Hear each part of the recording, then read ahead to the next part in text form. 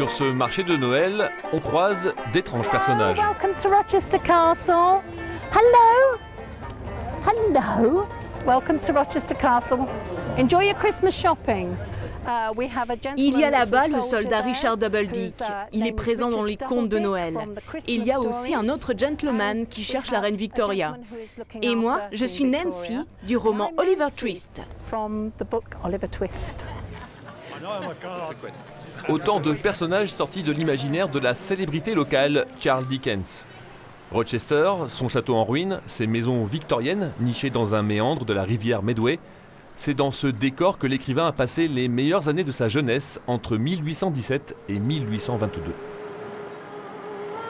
Il a eu une enfance idyllique ici à Rochester jusqu'à, je vous dis, à peu près 8 ans. Les plus belles années de sa vie, il les a passées ici. Et c'est pour ça qu'il a toujours utilisé Rochester et les habitants de Rochester pour s'inspirer, pour écrire ses romans. Et la ville met tout en œuvre pour préserver son centre historique. Les lieux ressemblent beaucoup à ceux qu'a connus Dickens.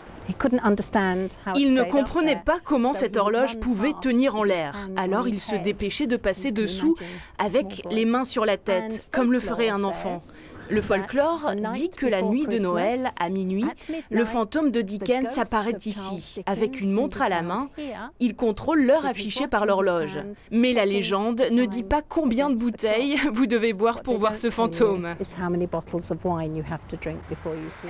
Cette façade austère a inspiré à Dickens un de ses romans les plus tragiques et sombres, l'histoire de Miss Havisham, une richissime héritière. À 9h-20, alors qu'elle met ses chaussures pour se rendre à ses noces, la future mariée apprend que son fiancé annule le mariage. Ce n'est que bien des années plus tard qu'un homme entre de nouveau dans cette maison. L'homme regarda Miss Havisham. Elle était devenue une vieille dame, mais elle portait toujours sa robe de mariée. Le blanc de la robe avait jauni et elle n'avait au pied qu'une seule chaussure de satin blanc. Elle n'avait jamais mis l'autre. Toutes les horloges de la maison étaient arrêtées, indiquant 9h-20. C'est l'histoire de Miss Havisham.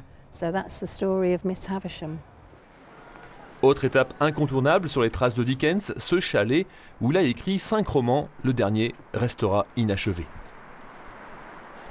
Le 8 juin 1870, et quelqu'un de la famille, il est venu appeler lui pour aller joindre la famille pour manger le repas de soir. Il a mis son stylo en bas, fermé les portes et les fenêtres et il est allé manger le repas. Malheureusement, pendant le repas, il a eu une grande attaque et le lendemain, il est mort.